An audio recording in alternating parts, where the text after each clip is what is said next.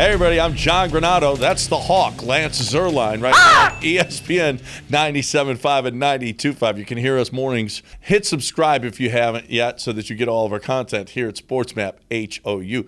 This week, we had a big debate that broke out in the comments section of Ken Hoffman's article on SportsMap Houston. The big question was if Jeremy Pena is already better than Carlos Correa. Is it too early to say that Jim Crane should be vindicated for not signing Correa?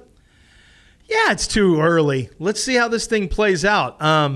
Although I don't really have a problem. See, these are two different things to me, John, because to me, I don't have a problem with it. That is a philosophical decision of the owner and the organization that we are not going to do this, which would be pay market value for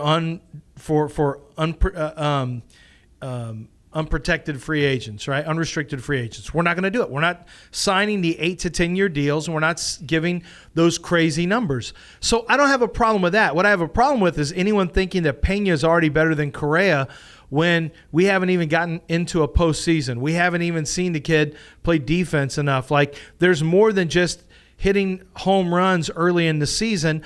But I will say the results are very good so far for a rookie shortstop, without question. That's been a position that's been a weak hitting position for the Astros since I was born. I mean, since I've been watching the Astros, it's been a slappy position.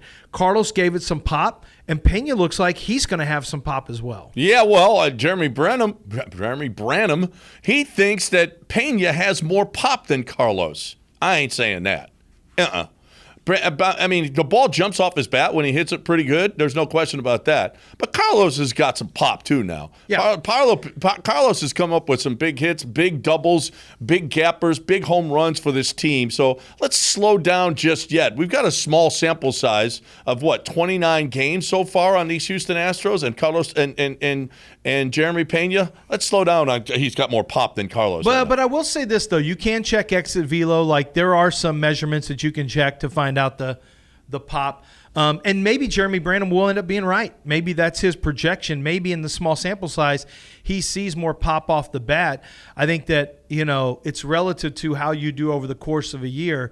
But I'm glad that Astros fans already feel this comfortable with the new shortstop, because I think that's a positive. And one thing that's really stood out about him early on is he seems to have the clutch gene, John. Yeah. There seems to be a clutch gene that Jeremy Pena has that will have him beloved by Astros fans very quickly. Well, we know Carlos had that, right? Yeah. And part of this he's already better. Jeremy Pena is part of it is the jilted lover thing. I mean, you know what? Carlos hurt us. He hurt us right here.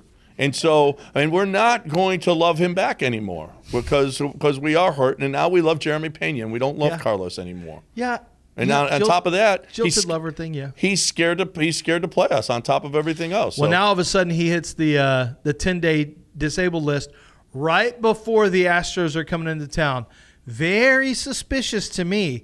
You know what you do? You just tape it up. Wear one of those little sliding gloves like guys wear when they're base runners now. Yeah. Put one of those oven mitts on and swing the bat, Carlos. Okay? Don't be a wuss. Don't be Mike Fiers. Trust me. Up. You're not going to have to face Jake Odorizzi. Everything's fine. Man, I know you don't want to be dominated by Jake Odorizzi like everyone else is getting dominated right now. Thank you. You get to avoid Jake. What's the problem? Put your little oven mitt on and come play the Astros. Let's go.